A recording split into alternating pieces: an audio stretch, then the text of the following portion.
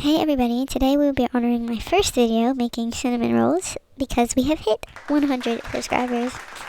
I know, but this time they will be sourdough. So you want to start off with 3/4 cup of sourdough starter and don't miss it. I missed that so bad. I don't even know how I missed that, but I did. It was so bad. But 3/4 cup, then a 3/4 cup of warm water as well. Then you want to just mix it up, make sure it's all incorporated. Make sure your starter is warm so that it's not cooling the water off as you're pouring it in. Next, you want to add a half a teaspoon of baking soda and a teaspoon of baking powder. You want to mix that up, and look how fluffy it gets. Because I added it to the starter. Look how fluffy. It just keeps going. Then you want to add 2 tablespoons of butter, 3 tablespoons of raw honey, and mix that up. Do you see that? That's amazing. I love making these because of that. Just because of that fact alone. So 2.5 to 3 cups of flour, depending on how thick you like yours. I like mine to be a little softer because I like it more mushy. But if you don't, add more flour. I usually add about this video I added 3 cups, but I usually add 2.5. So just knead that until it's coming together. Basically until it's smooth and easy to work with. Then I put it, this isn't going to rise or anything, but I put it there just kind of let it sit for a second so that it's easier to work with when I take it out.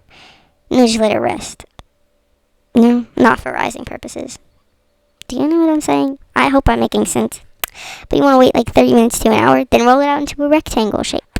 Like that. And my camera did not film on center because I kept moving the thing with this stupid rolling pin. So bear with me, please. It's off center.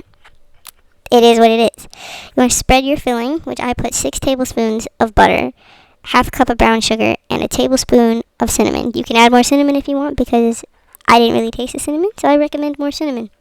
Then you want to roll it up tightly.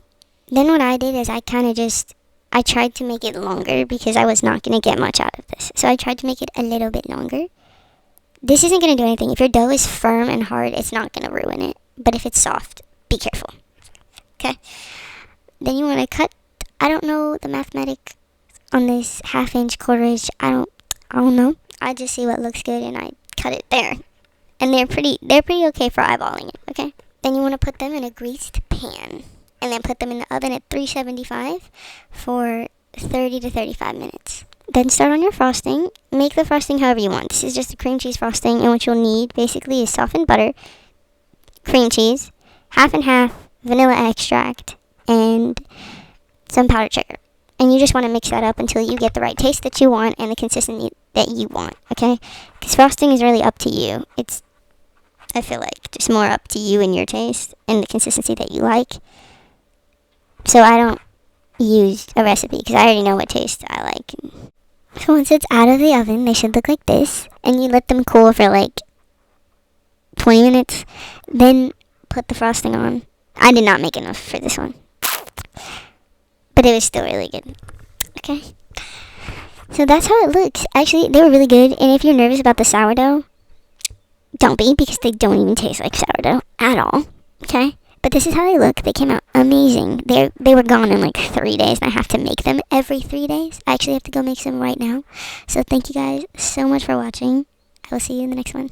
Goodbye.